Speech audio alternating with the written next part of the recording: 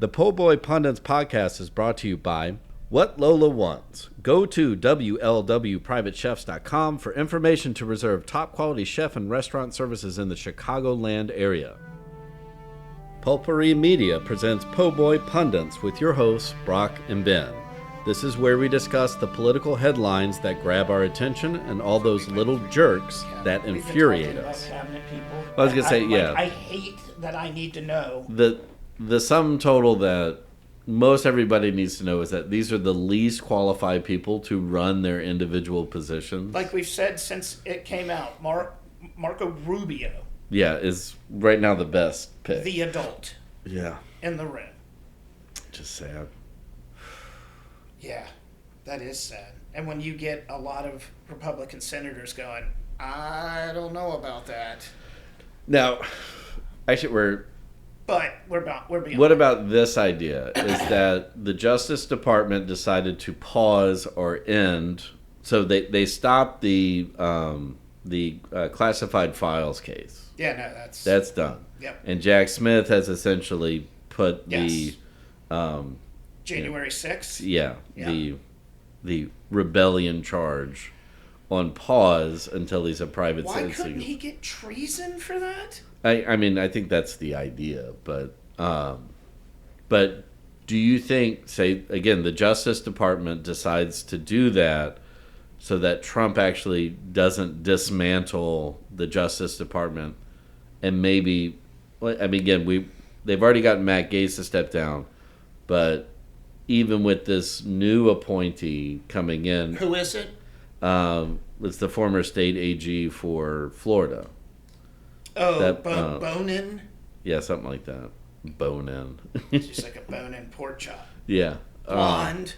Yeah. She was. I watched her on camera say that's when you take away their guns from Correct. Yeah. anybody who gets in any kind of trouble. Yes. As long as it's been adjudicated, I believe is the phrase. That's the word. Yeah. So we're in John Wick world now. Yeah. Except not in that. I know. In that style. But. Yeah. So that's yeah. crazy.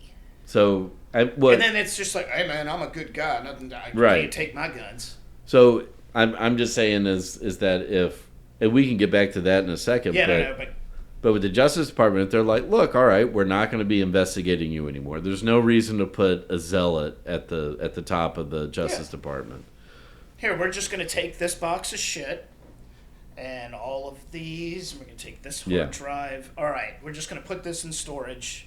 And in 4 years, we will revisit it. Right. And it's like, and just don't give us a crazy nut job. Right. Like, we don't need somebody. God forbid any of that shit got hacked. Yeah. That's probably Bob Woodward's next book. Nah. It would be George Soros' fault anyway. So it doesn't matter. Yeah, but it's... So now okay, I mean, so New York? It is curious to me just, how quickly, like, the federal... Yeah. I mean, what are you going to do? Well, I mean, he's not a president yet, but I'm just saying... Yeah, president-elect. But trust me, I am all for it. Like, if this was Biden or any Democrat... They would, never mind. I'm not going to do that. Yeah, let's not go down that road. I'm not going down that road. No, I'm just saying. It's like I'm just throwing it out there. It's like, is there some sort of other meaning to this that they're trying to get Trump to play ball with them instead of being like, we're no longer your enemy. We'll work with you. Just don't. Yeah, but just don't fuck with us. If they're going to have the integrity to stay, because if they know if all of them dipped out, right, then they're winning. Yeah, the other team's winning. Well, I mean, like that's what I'm saying is that again, you don't fire. I'm blanking on the FBI director's name right now. Chris Wray, I think. That sounds right. And then, like, even somebody like Jack Smith, it's like, all right, we're not proceeding with this. He's just a special counsel, then. Right, but I mean, he still works in the Justice Department. So you're going So if we're no longer your enemy, then there's no reason to clean house and do what You know the disgusting part is you are not saying out loud. Within 3 days, the gloating Yeah. is going to be unbearable. Well, it already is. God, man, it's like the nation are fucking Red Sox fans now. Yeah. Thank God they're not wearing pink, wearing Yeah. pink hats. Or let's just say any Bostonian fan, whether it's Bruins or Patriots or how come we're not winning? Celtics are winning now, so yeah, good for you guys. Yeah, there we go. Good. Motherfucker, I get depressed every time I think about the shit that's coming down on the entire country. Yeah, unfortunately, I've been trying to stay away from news, but then because of this, I'm I got to check in on it, and it's just like, oh, I mean, I'm still getting news alerts and shit like that. But so that Atlanta, what about the the case in Atlanta? Are they still trying to get the judge thrown off because she had sex with somebody? Was in a relationship with somebody? No, I think no, it wasn't the judge. It was the DA in the county. But but I think she's no longer lead counsel on it. So I think it's still there. But I mean, at this stage, again, you just say, the White House and the Justice Department just has to say we're not cooperating with this investigation anymore, and there's not really anything that they can do. At least in New York, when he was convicted, right? They got it done. Although they're still they're going to try to get that overturned. Although Sure. he is a convicted felon, and he should not be able to go in several countries. Yeah, I mean that's going to make that's going to diplomatic visits interesting. Right. I mean they've got to let him in. I mean that's the thing is that if you got a country that really wants to stick that doesn't like him and wants to stick it to him, that's the easiest way. Well, there's a lot of right wing governments over there now. Correct. Yeah, I'm just saying. I mean, if he tried to fly to if he wants to go to Ireland could easily just go no, we don't let in felons. Yeah, get the fuck out of here.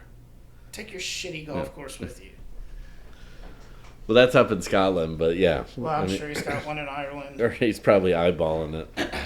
Yeah, I want him to try to fly into Norway. or Iceland. Yeah, exactly. And they're like, no. Oh, look at the time.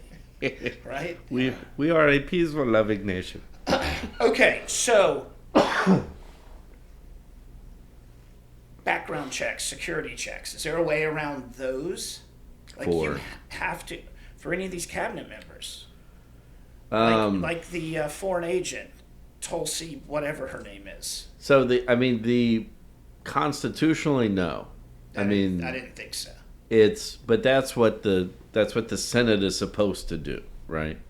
So you figured you would need to do a background check on people who are going to be representing the United States of America. Well, and with foreign countries.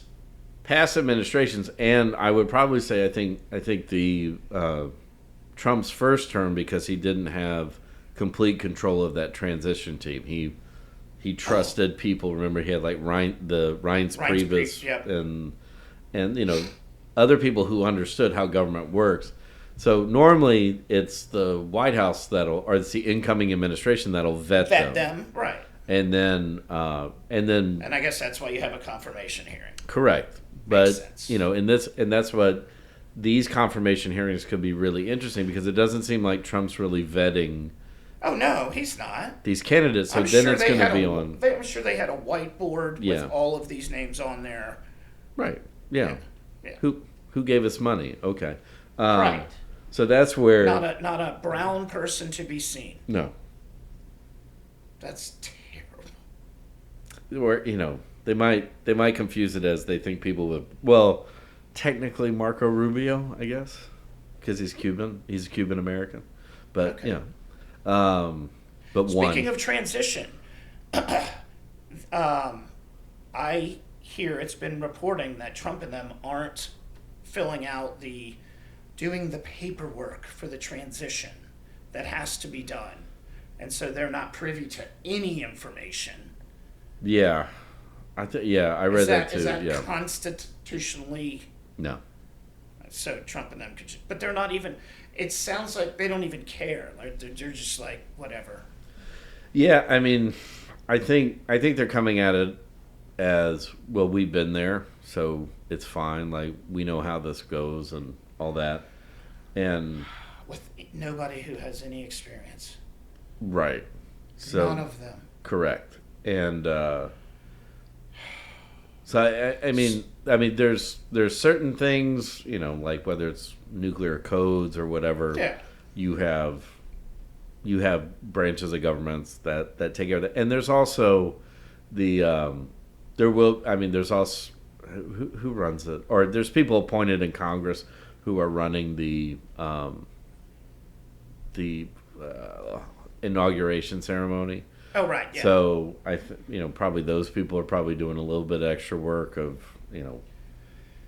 working that out. But frankly, from what it sounds like, they're just waiting for Biden and his staff just to clear out, and then they're just going to walk in and take over. Yeah. Literally, like not literally take over everything. Yeah. So and that's why they're gonna try and push to get these cabinet positions confirmed before inauguration day, which means what, like, so they can get confirmed before inauguration. Well, I mean, like, new Congress gets sworn in right after the new year, so yeah, you're right. Okay, so they'll have 2 or 3 weeks to cram them through. Yeah, dude, it may take 2 or 3 weeks to question 3 of those people. Well, that's what I was saying is that if the White House or if the incoming administration is not vetting them, then it's going to be up to Democrats and those Republicans, who correct. Are not fond of particular ones, to vet them on site. Yeah, exactly. Which could make that really fun to watch. That's what I'm hoping. Yeah. Too bad Elon Musk can't get there. Are they going to give him government clearance? I guess all Trump has to say is, yeah, because he already does. Because he has defense contracts. But he should not be talking to leaders of other countries on behalf of the United States, huh? No, I mean, well, he can't do that unless he's part of the State Department or given special clearance by the Office of the President. But that's not going to. I mean, the problem with someone like Elon is that he's got defense contracts with multiple different countries. I know. So he is literally a Bond villain. Yeah. Like if he wanted to, he's got enough money and enough contracts with these. Yeah. Yeah. So I mean, yeah, he could. I mean, yeah, if we're talking Bond villain-esque, he could, disrupt communications. Yeah. Yeah, he could start a war between 2 countries if he wanted to. Yeah, it's like a combination of Bond villains, like really bad Bond villains, like the news guy from The One Die Another Day was The World Is Not Enough. Oh yeah. And yeah, like the dude from Moonraker. They figured out recently that you got to go with the villain because Bond's Bond. What is he going to do? He's going he's like Superman. Shoot some people. He's going to fuck some chicks. He's going to have some martinis. That's what he's going to do. Sorry, fuck some chicks. That is terrible. No, I was going to say, like, we don't need to get into like a Bond discussion because that will go on. Well, I mean, Elon is a Bond villain. Correct. Yeah. Until they have a fist fight, it will happen. They are 2 alphas. Sure. Or at least they think they are. Yeah. And they're not. Elon could say something. The following segment has been brought to you by Whatever Lola Wants. Go to WLWPrivateChefs.com for information to reserve top quality chef and restaurant services in the Chicagoland area. The Po' Boy Podcast is a production of Pulpery Media, produced and edited by Ben Grimion, marketing by Brock Ryder, graphic design by Beck Ryder and Ben Grimion, music by the Heisenberg Compensators.